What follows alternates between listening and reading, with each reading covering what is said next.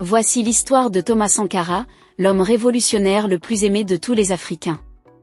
Mais avant de vous présenter cette histoire, j'aimerais d'abord vous inviter à vous abonner, et à cliquer sur la cloche de notification pour ne pas rater mes prochaines vidéos. Thomas Sankara, de son nom complet Thomas Isidore Noël Sankara, était un militaire, homme d'État et révolutionnaire burkinabé. Né le 21 décembre 1949 à Yako au Burkina Faso, à l'époque appelée Haute-Volta, il est devenu un symbole de l'émancipation africaine et du panafricanisme. Thomas Sankara est issu d'une famille modeste. Il a fait ses études primaires et secondaires à Bobo-Dioulasso, la deuxième plus grande ville du Burkina Faso. Il rejoint ensuite l'académie militaire de Kadiogo, où il se distingue par son engagement et sa volonté de changement. Il obtient son diplôme en 1973 et devient officier de l'armée.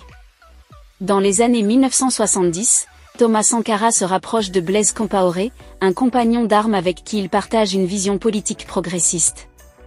Ils participent ensemble au coup d'État militaire de 1983, qui renverse le président Jean-Baptiste Ouédraogo.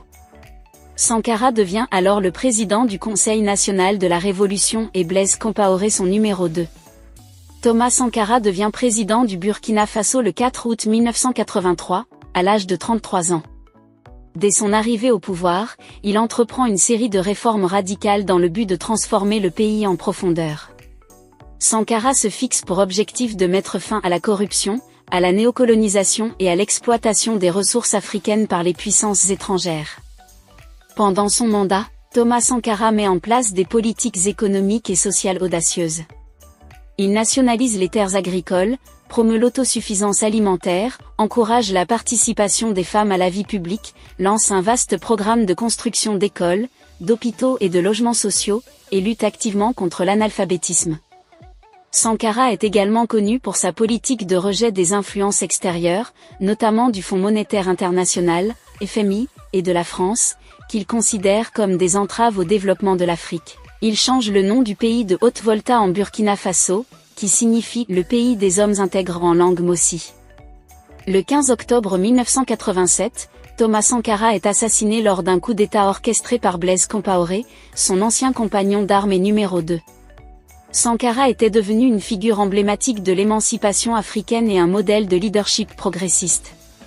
Son assassinat a été largement condamné par la communauté internationale.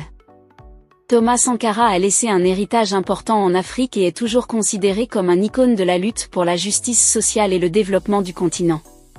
Ses idées et sa vision progressiste ont inspiré de nombreux mouvements politiques et sociaux à travers le monde. Chaque année, le 15 octobre, le Burkina Faso célèbre la journée de la Révolution en hommage à Thomas Sankara. De nombreuses rues, écoles et places portent également son nom, tant au Burkina Faso que dans d'autres pays africains. Thomas Sankara reste une figure controversée, certains le considérant comme un héros révolutionnaire et d'autres le critiquant pour certaines de ses actions controversées. Néanmoins, son héritage en tant que symbole du potentiel transformateur de l'Afrique dans une période marquée par la dépendance vis-à-vis des puissances étrangères reste indéniable.